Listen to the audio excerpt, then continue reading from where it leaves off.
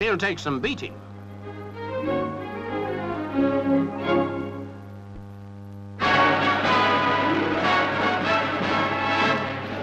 It's only when you're in trouble you discover your true friends.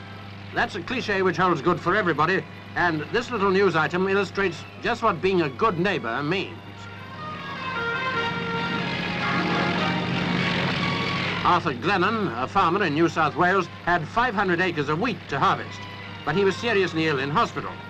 His father and the children couldn't cope, so what happened? The neighbours moved in with 20 harvesters and over 40 trucks.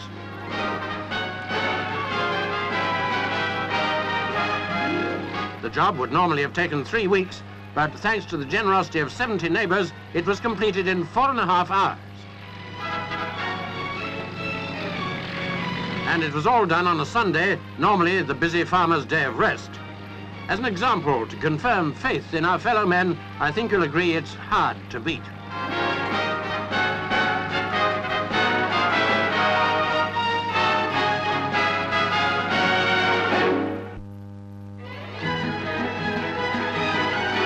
Take the brainy